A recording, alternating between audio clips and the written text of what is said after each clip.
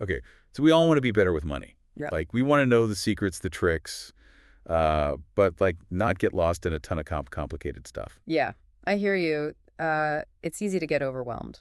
Totally. And so for today's deep dive, we went out and found some super practical advice from a bunch of financial experts. We're talking real actionable strategies that you can start using like today. Exactly. So we're cutting through all that noise to bring you the stuff that really makes a difference, so you can feel good about your finances, starting right now.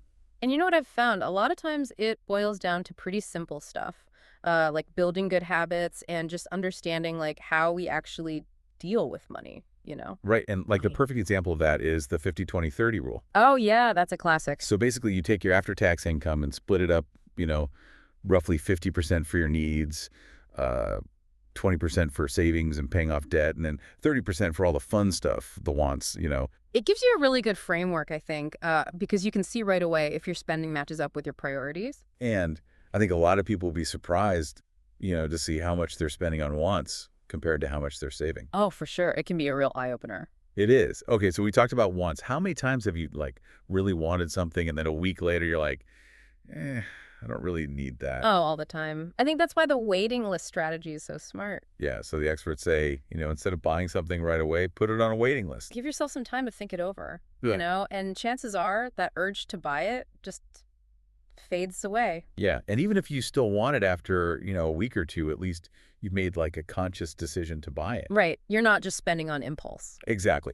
Okay, so another tip that's really practical is the envelope system. Oh, yeah. This one's old school, but it works. So it's pretty simple. You take cash and you Hmm. put it in envelopes labeled for different categories like groceries, entertainment, gas, whatever. And then once the money in the envelope is gone, that's it.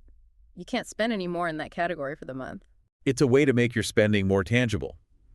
Like you're actually seeing the money disappear. Right. It's way more effective than just tracking your spending online.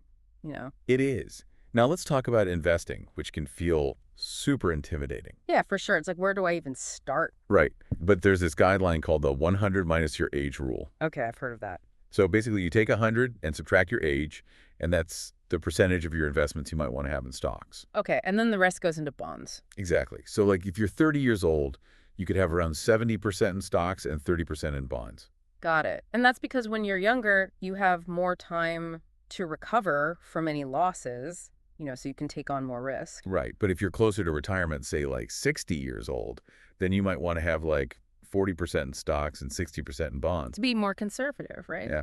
All right. So switching gears a bit, let's talk about those sneaky little expenses that can really add up. Oh, yeah, like those subscriptions you forget about. Exactly. Like how many apps do you have on your phone that you're paying for but you haven't even used in months? Oh, too many, probably. Right. So the experts say you should do a subscription audit like once a month and cancel anything you're not using. It's amazing how much money you can save just by doing that. It really is. Yeah. Okay, so speaking of keeping track of your money, another really important thing is to, write down all your income and expenses. Oh, yeah, like actually keep a budget. Yeah, and at the end of each month, you should look back at where your money went and see how you feel about it. Yeah, because it's not just about the numbers. It's about making sure your spending aligns with what you care about, your values. Totally. Okay, and this last one is so important. I feel like everyone's fallen into this trap at some point. Oh, yeah, those free trials that turn into paid subscriptions. Yes.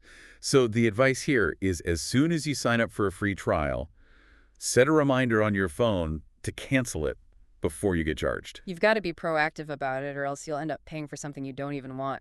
So true. Okay, so this next tip is one of my favorites. It's about being strategic with your time. Okay. I'm intrigued. Tell me more. So the idea is if there are tasks you're not good at or that don't directly make you money, you should think about hiring someone else to do them. Like outsourcing them. Exactly, because your time is valuable and you should be focusing on the things that you're really good at, the things that bring in the most income. That makes a lot of sense. Yeah, I think a lot of us could benefit from that. I know I could. All right, and last but not least, let's talk about something we can all relate to: impulse buying. Oh, yeah, I am so guilty of that. Me too. Well, the experts say that you're way more likely to buy stuff you don't need if you're hungry or tired. Because you're not thinking clearly. Right, so the simple solution is don't go shopping when you're hungry or tired. That's actually really good advice. So there you have it, a bunch of simple but really effective secrets to improve your finances. It's amazing how much of a difference these small changes can make. All right, and the best part is you don't have to do everything at once. Just pick one or two things that resonate with you and start there. Yeah, and as you get more comfortable, you can start incorporating other strategies. Exactly. And Uh-uh. hey, if you want to keep learning more about personal finance and stuff like risk tolerance, there are tons of resources out there. Yeah, do some research. Yeah. Find what works for you. And with that, we've reached the end of our deep dive. So what are you going to change today? What did you learn? Yeah, let us know. We want to hear from you. Thanks for listening. See ya.